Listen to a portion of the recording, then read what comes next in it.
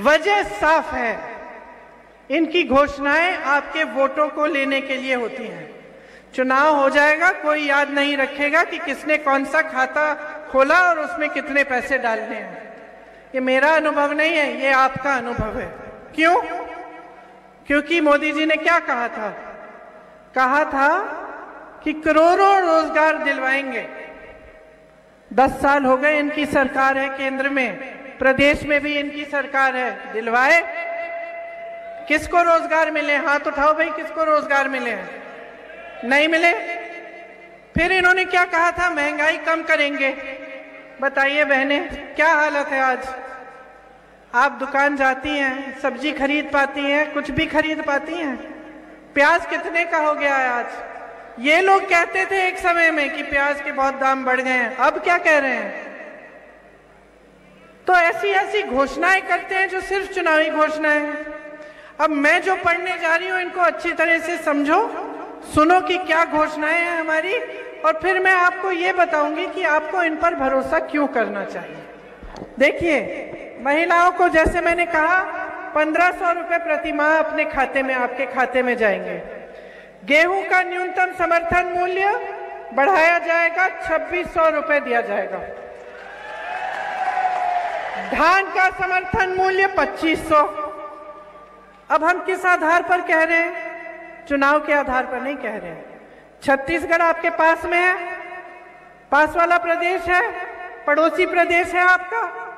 2400 रुपए धान मिल रहा है। अभी कांग्रेस की सरकार खरीद रही है धान 2400 रुपए में आज के दिन, और चुनाव के लिए नहीं किया गया था, ये काफी समय से चल रहा है। उस आधार पे हम कह रहे हैं कि यहाँ पे भी हम 2600 का गेहूं और 2400 का धान खरीदेंगे। फिर हम कह रहे हैं कि किसान के कर्ज माफ किए जाएंगे। अब किस आधार पे कह रहे हैं? हम इस आधार पे कह रहे हैं कि कांग्रेस के प्रदेशों को देखो, छत्तीसगढ़ में किसानों के कर्ज माफ किए गए हैं, राजस्थान में किसानों के कर्ज माफ किए गए हैं, कर्नाटका में किए थे, और आज हम कह रहे हैं कि आपके कर्ज माफ करेंगे। क्योंकि जब 15 महीनों के लिए मध्य प्रदेश में आपने पिछली सरकार कांग्रेस की चुनी थी, तो उन्होंने, कमलनाथ जी ने किसानों के कर्ज माफ करना शुरू किया था। तो हम उस आधार पर कह रहे हैं कि फिर से आपके कर्ज को माफ किया जाएगा। 100 यूनिट बिजली की बिल आपको माफ होगी और 200 यूनिट बिजली की बिल हाफ होगी, मतलब आधी की जाएगी। इसका भी आधार है, ये भी पहले किया गया था और कांग्रेस के प्रदेशों में हो रहा है आज भी। पुराना पेंशन यहां लागू होगा। पुराना पेंशन राजस्थान में आज लागू है, छत्तीसगढ़ में लागू है, हिमाचल प्रदेश में लागू है और कर्नाटका में लागू है। इस आधार पर हम कह रहे हैं कि हम मध्य प्रदेश में भी पुराने पेंशन को लागू करेंगे। गैस सिलेंडर को हम 500 रुपए में देंगे। जब कांग्रेस की सरकार थी तो आपको 425 रुपए में मिलता था, आज कहीं भी जाएं 1200 रुपए, 1400 रुपए में। हाँ, चुनाव आ रहा है, उसको चुनाव के लिए कम कर दिया, वो अलग बात है। देखिए बहनें, सुन लीजिए, ये नहीं है कि पिछले 5 सालों से, जब से इनकी सरकार रही है, 18 सालों से आप संकटों का सामना नहीं कर रही थी। ये नहीं है कि उस समय आप गरीब नहीं थे, आप आज गरीब हैं चुनाव से पहले। तो ये सारी स्कीमें उस समय क्यों नहीं लागू की इन्होंने? आज क्यों बता रहे हैं? सरकार तो इन्हीं की थी ना, सरकार इन्हीं की थी, तो रोजगार क्यों नहीं दिए? मध्य प्रदेश में आज तमाम पद खाली क्यों हैं? बताइए।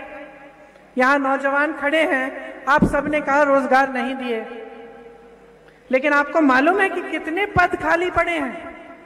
कि जैसे स्वास्थ्य व्यवस्था में आप देखें, तमाम पद 90% से ज्यादा हर स्तर पर खाली पड़े हैं।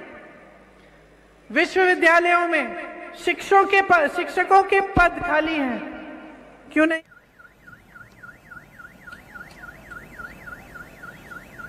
प्रधानमंत्री यहां आए, उन्होंने आप सबसे 15 लाख रुपए का वायदा किया था, कहा था हर बैंक अकाउंट में 15 लाख रुपए डाल दूंगा। कर दिया? भैया बाद में कीजिए। किसी के बैंक अकाउंट में नहीं आया। उन्होंने कहा था कि नोटबंदी से काला धन मिट जाएगा, मिट गया। कहा था किसानों का किसान बिल से फायदा होगा, किसानों ने स्वयं बिल को रद्द कर दिया। देश के सारे किसान खड़े होकर कहते प्रधानमंत्री झूठ बोल रहा है, हमें नहीं चाहिए ये बिल।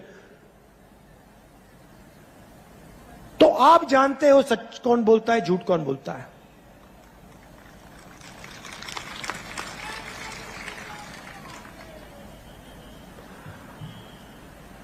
हम वहां नहीं रुके।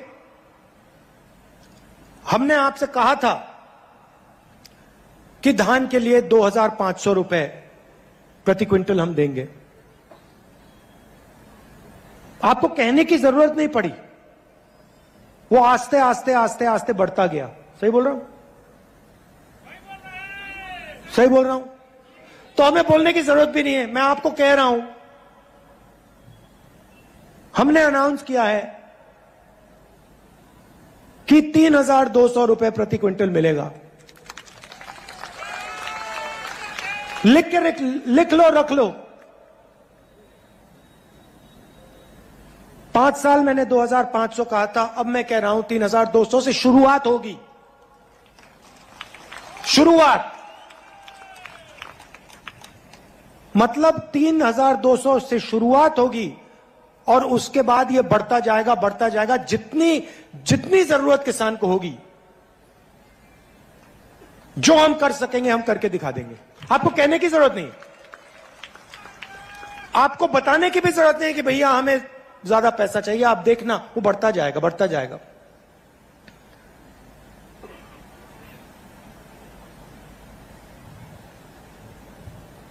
आदिवासियों के लिए बीजेपी के समय तेंदुपत्ता के लिए कितना पैसा मिलता था? एक बोरी के लिए कितना मिलता था? 2,500।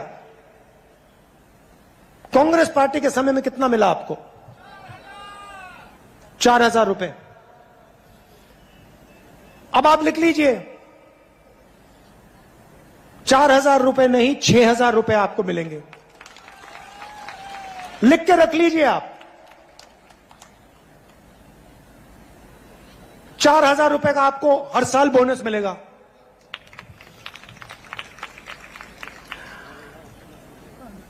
₹23,000 करोड़ रुपए हमने किसान न्याय योजना में आपको दिया। आपने मांगा नहीं, हमने कहा भैया हम न्याय योजना करना चाहते हैं, हमारा प्लान था लोकसभा में करने का, हम छत्तीसगढ़ में इसको टेस्ट करके दिखाएंगे, और हमने कर दिया।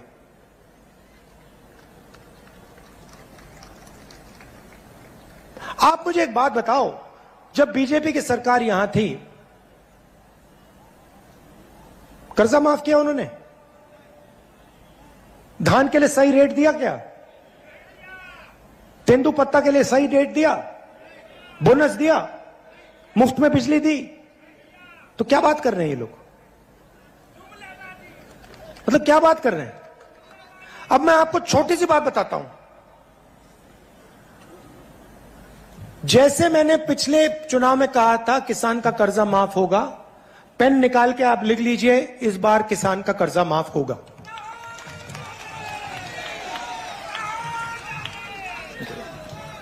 किसान का कर्जा माफ होगा।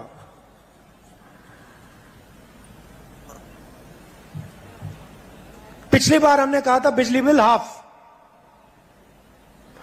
इस बार जो 200 यूनिट बिजली के हैं वो आपके माफ हो जाएंगे। अब इसका मतलब समझिए, कभी कभी ये जो आंकड़े होते हैं इनकी गहराई नहीं समझ आती।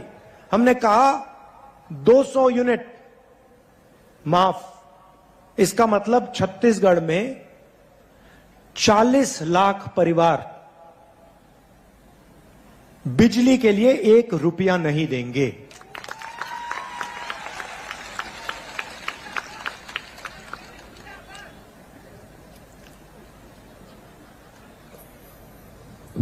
केजी टू पीजी आपने सुना है? ये क्या है ये KG to PG? हाँ। हिंदुस्तान का पहला स्टेट होगा जहां पे KG से लेकर PG तक शिक्षा मुफ्त में मिलेगी।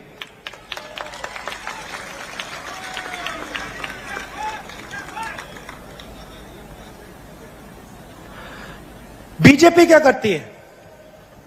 सारे के सारे स्कूल प्राइवेटाइज कर देती है, कॉलेजेस प्राइवेटाइज कर देती है, अस्पताल प्राइवेटाइज कर देती है। आदिवासियों को वनवासी, जब धर्म की बातें होती हैं और उस पे वोट मांगा जाता है, आप आंखें नहीं खोलेंगे।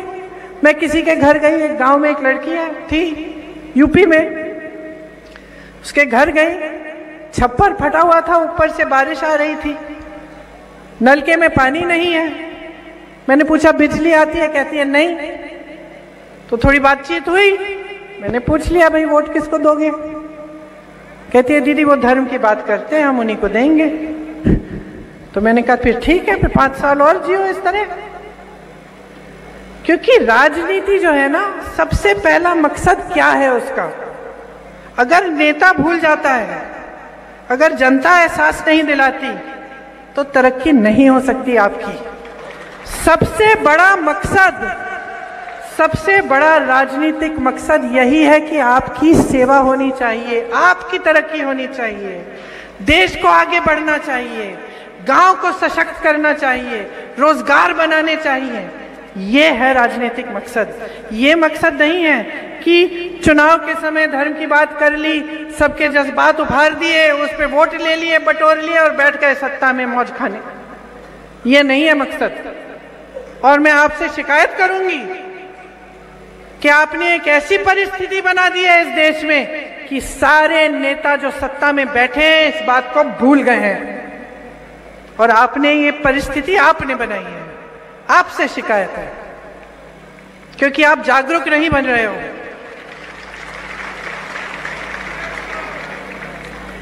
जागरूकता इसमें है कि आप समझो कि शक्ति, लोकतंत्र ने ना, ये महात्मा गांधी जी, इंदिरा जी, पंडित नेहरू जी, इन सब ने आजादी की लड़ाई किस लिए लड़ी? पटेल जी, अंबेडकर जी किस लिए लड़ी? अंग्रेजों का शासन था, जनता के हाथों में कोई शक्ति नहीं थी। आजादी की लड़ाई अपनी आजादी के लिए नेताओं ने नहीं लड़ी, आपके पूर्वजों ने नहीं लड़ी, आपकी आजादी के लिए लड़ी। इसका मतलब है कि जब इस देश में लोकतंत्र है, लोकतंत्र का मतलब है